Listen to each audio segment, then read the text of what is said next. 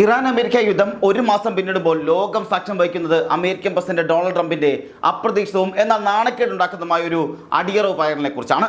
യുദ്ധം തുടങ്ങുമ്പോൾ വലിയ വീരവാദം മുഴക്കി രംഗത്തെത്തിയ ട്രംപ് ഇപ്പോൾ പരാജയം സംബന്ധിച്ച് യുദ്ധക്കളത്തിൽ നിന്നും പിന്മാറുകയാണ്. നമുക്കറിയാം, ആദ്യം ട്രംപ് പറഞ്ഞിരുന്നത് 3 ദിവസത്തിനുള്ളിൽ ഇറാനെ അപ്പാടെ അടിച്ചു തീർത്തിരിക്കും, കത്തിച്ചു കളഞ്ഞിരിക്കുമെന്നാണ് പറഞ്ഞിരുന്നത്.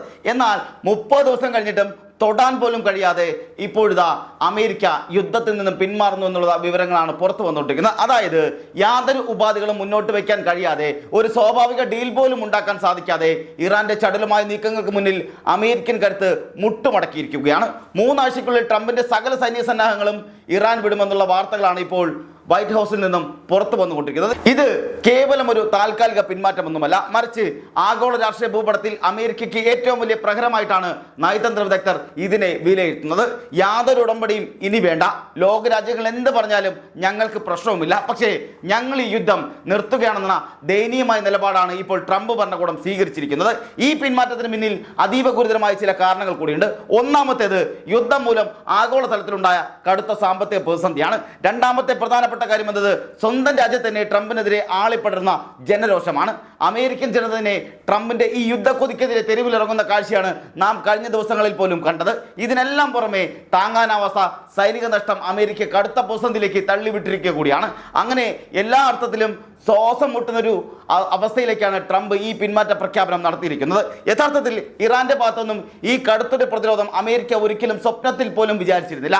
3 ആഴ്ചയ്ക്കുള്ളിൽ യുദ്ധം അവസാനിക്കുമെന്ന് ട്രംപ് തന്നെ പരസ്യമായി സമ്മതിക്കുമ്പോൾ അത് അന്താരാഷ്ട്ര മാധ്യമങ്ങളിൽ വലിയ ഞെട്ടലാണ് ഉണ്ടാക്കിയിരിക്കുന്നത്. കാരണം യുദ്ധം നിർത്തണമെന്ന് ഒരു വശത്ത് പറയുകയും മറുവശത്ത് ഒളിഞ്ഞും തെളിഞ്ഞും ഇറാനെ തന്ത്രപ്രധാന കേന്ദ്രങ്ങളിൽ ആക്രമണം തുടരുകയും ചെയ്യുന്നതായിരുന്നു ട്രംപിന്റെ ഇതുവരെയുള്ള യഥാർത്ഥ ശൈലി എന്നത്.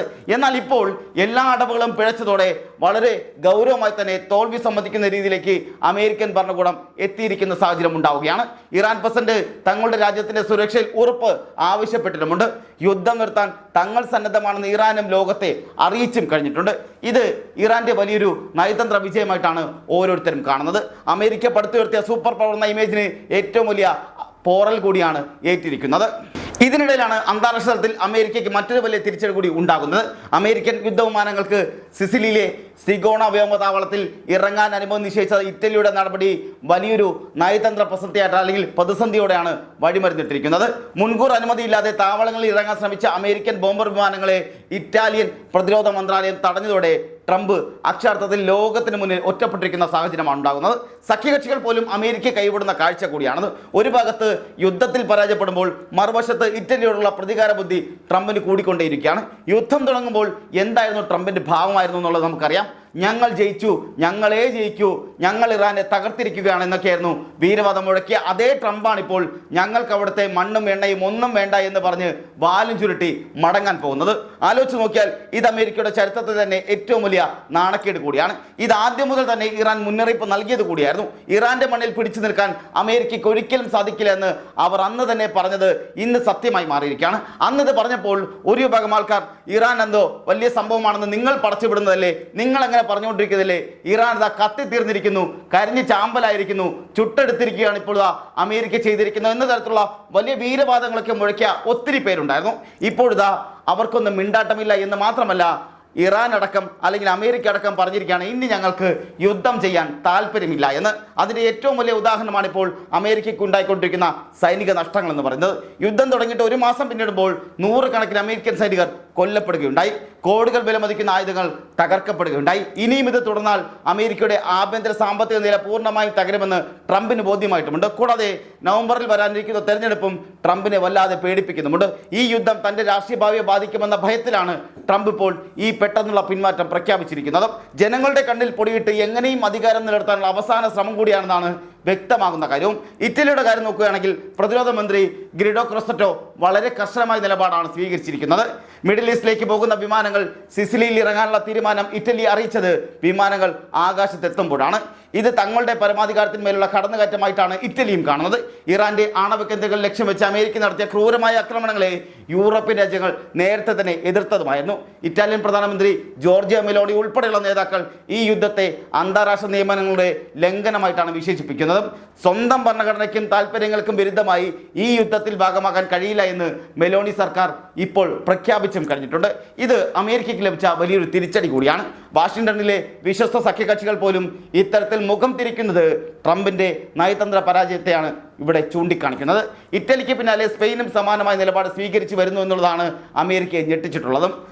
മാഡ്രിഡിലെ സൈനിക താവളങ്ങൾ ഇറാനെതിരെ നീക്കങ്ങൾക്ക് ഉപയോഗിക്കാൻ അനുവദിക്കില്ല എന്ന് സ്പാനിഷ് പ്രധാനമന്ത്രി പെഡ്രോ സാഞ്ചസ് വ്യക്തമാക്കുകയും ചെയ്തിട്ടുണ്ട്.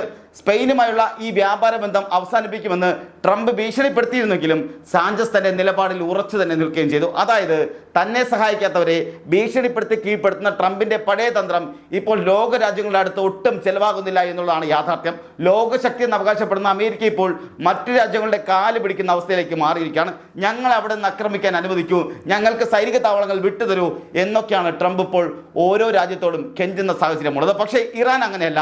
അവർക്കിനിയും 10 വർഷം വേണമെങ്കിലും യുദ്ധം ചെയ്യാനുള്ള സജ്ജീകരണങ്ങൾ ഉണ്ടെന്ന് അവർ ആവർത്തിച്ച് വ്യക്തമാക്കുകയും ചെയ്യുന്നു. ഇറാന്റെ ഈ നിശ്ചയദാർഢ്യം അമേരിക്കൻ സൈന്യത്തെ പോലും അമ്പരപ്പിക്കുന്നത് കൂടിയായിരുന്നു. നമുക്കറിയാം, ഇവിടെ ഇസ്രായേലും അമേരിക്കയും പറഞ്ഞത് 3 ദിവസം കൊണ്ട് ഇറാനെ കത്തിച്ച് ചാമ്പലാക്കും, ചുട്ടുകരിച്ചില്ലാതാക്കും, ഇറാനെ അപ്പാടെ ഈ മണ്ണിൽ നിന്നും ഈ ഭൂമിയിൽ നിന്നും നാവാവശേഷമാക്കും എന്നൊക്കെയാണ് പറഞ്ഞിരുന്നത്. എന്നാൽ 3 എന്നത് 30 ഇവിടെ 3 ആഴ്ചകളായി. പിന്നെ അതങ്ങനെ വലുതും ഇപ്പോഴാ 30 എത്തി നിൽക്കുന്നു. എന്നിട്ടും ഒന്നും സംഭവിക്കാതെ ഇറാൻ അതിശക്തമായി തിരിച്ചടിക്കുന്ന സാഹചര്യം ഉണ്ടാകുന്നുണ്ട്. ഇതേ അടി ഇറാന് കിട്ടുന്നുണ്ട്, അതിൽ യാതൊരു തർക്കവുമില്ല. അതുപോലെ ഇസ്രായേലും അതുപോലെ നല്ല രീതിയിൽ അടി വാങ്ങുന്നുണ്ട് എന്നുള്ളതാണ് യാഥാർത്ഥ്യമായ കാര്യം. അങ്ങനെ അങ്ങോട്ടും ഇങ്ങോട്ടും കൊണ്ടും കൊടുത്തു നിൽക്കുന്ന സാഹചര്യം ഉണ്ടാകുമ്പോഴാണ് അമേരിക്ക അവസാനം പറഞ്ഞിരിക്കുന്നത്, ഞങ്ങളിനി യുദ്ധത്തിനില്ല, ഞങ്ങൾക്കിനി ഒന്നും വേണ്ട, ഒന്നിൻ്റെയും ആവശ്യമില്ല, ഞങ്ങളിതാ ഇത് അവസാനിപ്പിച്ച് പിന്നോട്ട് പോവുകയാണെന്ന് അറിയിച്ചിരിക്കുന്നത്. ഇസ്രായേലിൻ്റെ അവസ്ഥയും ഒട്ടും സുരക്ഷിതമല്ല. ഇസ്രായേലിലെ പ്രധാന നഗരമായ ടെല്ലവീവ് ആകെ തകർന്ന് തരിപ്പണമായിരിക്കുന്ന സാഹചര്യമാണുള്ളത്. തങ്ങൾക്കേറ്റ ഓരോ പ്രഹരത്തിനും കയ്യോടെ മറുപടി നൽകുന്ന രീതിയാണ് ഇപ്പോൾ ഇറാൻ സ്വീകരിച്ചു വരുന്നത്. കൂടാതെ ഹോർമുസ് കടലിടുക്കിലെ ഇറാന്റെ സ്വാധീനം ലോക സമ്പത്ത് വ്യവസ്ഥയെ ഇരുട്ടിലാക്കാൻ പര്യാപ്തവുമാണ്. ലോകത്തിന്റെ ഭൂരിഭാഗം ഊർജ്ജ വിപണി നിയന്ത്രിക്കുന്നത് ഈ ഇടുങ്ങിയ പാതയിലൂടെയാണ്. ആ പാത തടയാൻ ഇറാന് സാധിച്ചാൽ ലോകരാജ്യങ്ങൾ മുഴുവൻ ഇന്ധനത്തിനായി വലയേണ്ടി വരുന്ന സാഹചര്യം ഉണ്ടാകും. അത് തന്നെയാണ് ഇന്ന് നമുക്ക് ഇന്ത്യ മഹാരാജ്യത്തിൽ പോലും സംഭവിച്ചുകൊണ്ടിരുന്നത്. നമുക്കറിയാം, നമ്മുടെ നാട്ടിലുള്ള ഹോട്ടലിൽ പോലും അടച്ചുപൂട്ടേണ്ട സാഹചര്യത്തിലേക്ക് എത്തിയിരിക്കുന്നുള്ളതും നാം കാണുന്നതാണ്. ഇത് അമേരിക്കയ്ക്ക് നന്നായി അറിയാം. ഇറാന് ബോംബുകൾ മാത്രമല്ല, ലോകോത്തര നിലവാരമുള്ള സൈബർ ടീമും ഉണ്ടാകുന്നുണ്ട്. അമേരിക്കയുടെയും ഇസ്രായേലിൻ്റെയും ഓരോ സൈനിക നീക്കങ്ങളും അവർ കൃത്യമായി നിരീക്ഷിക്കുന്നുമുണ്ട്. ഓരോ നീക്കവും മുൻകൂട്ടി കാണാനുള്ള ഇറാന്റെ കഴിവ് അമേരിക്കൻ ഇന്റലിജൻസിന് പോലും തിരിച്ചടി ഉണ്ടാക്കുകയും ചെയ്തു. കൂടാതെ റഷ്യയും ഉത്തര കൊറിയയും ഇറാന് നൽകുന്ന പിന്തുണ ട്രംപിനെ കൂടുതൽ പ്രതിസന്ധിയിലാക്കുകയും ചെയ്യുന്നു. റഷ്യയുടെ ഭാഗത്തുനിന്നുണ്ടായ നൂതനമായ ആയുധ സഹായങ്ങൾ ഉണ്ടാകുന്നു എന്നുള്ള വാർത്തകൾ വൈറ്റ് ഹൗസിന്റെ ഉറക്കം കെടുത്തിയിട്ടുമുണ്ട്. ഹിസ്ബുള്ളയും ഹൂത്തികളും ഇസ്രായേലിനെതിരെ ശക്തമായി രംഗത്തുമുണ്ട്. മിഡിൽ ഈസ്റ്റിലെ ഈ യുദ്ധം യൂറോപ്പിന്റെ ഇന്ധന വിപണിയെ വല്ലാതെ ബാധിച്ചിട്ടുമുണ്ട്. ഗ്യാസ് വിലയിൽ 70% വർധനമാണ് കഴിഞ്ഞ ദിവസങ്ങളിൽ രേഖപ്പെടുത്തിയിരിക്കുന്നതും. ഇതെല്ലാം ട്രംപിന് മേലുള്ള സമ്മർദ്ദം ഓരോ മിനിറ്റിലും വർദ്ധിപ്പിക്കുന്ന സാഹചര്യമുണ്ടായി. ജനങ്ങൾ സർക്കാരിനെ തിരിയുന്നത് തടയാൻ വേണ്ടി ട്രംപിന് ഈ പിന്മാറ്റം അനിവാര്യമാണ്.